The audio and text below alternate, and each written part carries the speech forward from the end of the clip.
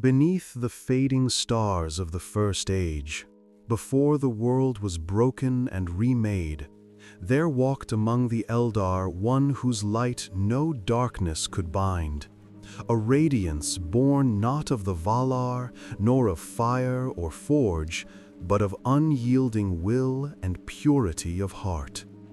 Her name was Galadriel, the Lady of Light, and even Sauron, the great deceiver, trembled when he felt her gaze pierce the veils of his deceit.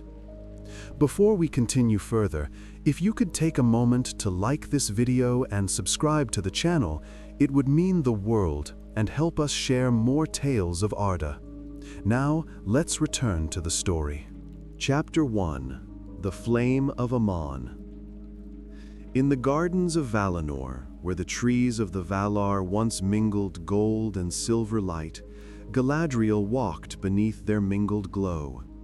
She was tall and strong, her hair shining like the mingling of the two trees, golden where Telperian's silver met Laurelin's gold.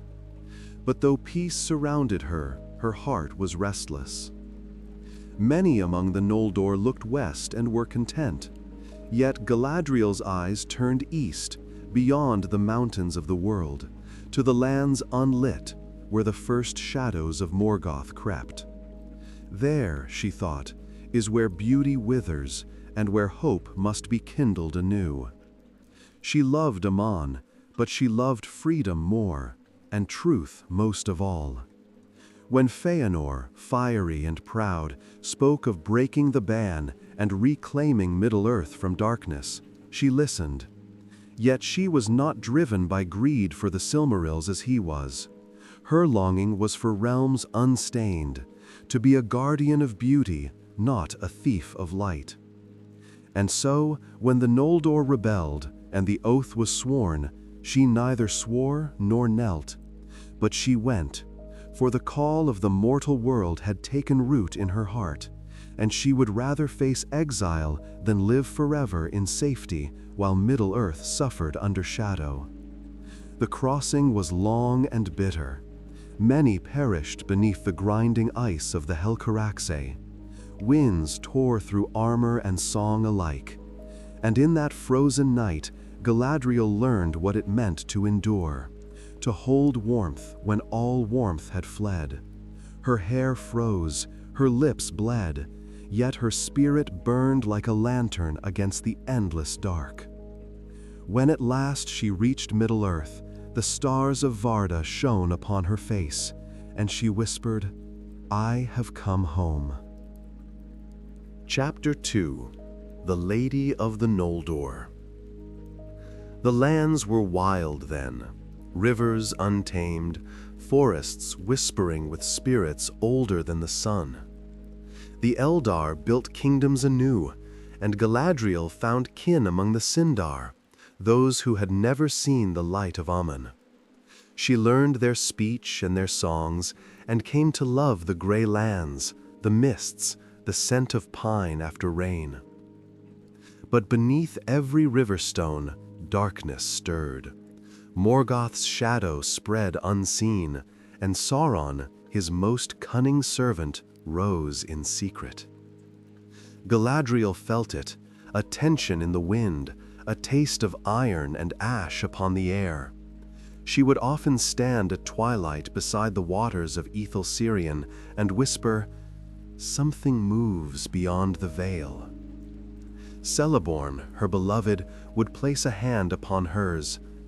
"Do not let the darkness claim your thoughts," he said softly. But Galadriel shook her head.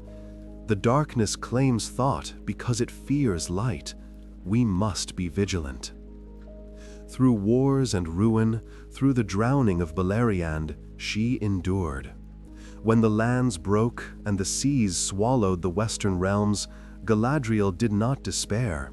She crossed eastward once more, into the Second Age, into the long silence before Sauron's deceit began. Chapter 3: The Deceiver and the Ring. He came in fair form, calling himself Anatar, the Lord of Gifts. His words were honey, his knowledge vast. He spoke of craft and power, of preserving beauty from decay. Many among the elves listened, even Celebrimbor, greatest of the jewelsmiths. But Galadriel saw the shadow behind his smile.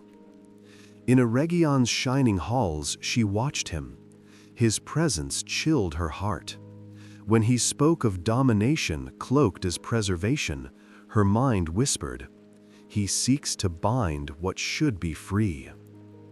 Once she confronted him upon a balcony at dusk. The mists rolled over the valley, and the light of the setting sun turned his golden hair red as blood. "Your gifts are perilous," she said. "They are meant to ensnare, not to heal." Sauron inclined his head, feigning innocence. "My lady doubts my goodwill?" "I doubt your silence," she answered. "You speak too much of power and too little of grace." His smile thinned. "Then you would have beauty fade? You would let the years devour what you love?" "I would rather let beauty die untainted," Galadriel said, "than live forever in chains." Their eyes met, light and shadow entwined, and for a moment the veil of his fair shape wavered. In his gaze she saw flame and void, hunger and hatred, and he, seeing her, saw something brighter than he could comprehend, a light beyond his reach. And Sauron, for the first time since Morgoth's fall, felt fear. Chapter 4: The Mirror of Wisdom. When Eregion fell, and the rings of power were scattered, Galadriel withdrew to Lothlórien. There, beneath the golden boughs of Malorn trees, she wove a realm untouched by time, a reflection of the undying lands. But peace was not her purpose. The mirror she crafted was more than water and light. It was a test of truth. It revealed not what one wished to see, but what must be seen. Many came seeking counsel, and some left trembling. For Galadriel's wisdom was both mercy and fire. She comforted, but she did not coddle. Once, under the silver moon, she looked into the mirror herself. She saw Sauron's eye blazing in the east, vast and lidless, searching for her. And she whispered into the still water, "You will not find me, for I am light, and you are nothing but the echo of my defiance." Her laughter rippled across the forest, and even the shadows dared not move. Chapter 5: The Temptation. Centuries passed, realms rose and fell, and at last a weary company came to her wood, 9 travelers burdened with the fate of all.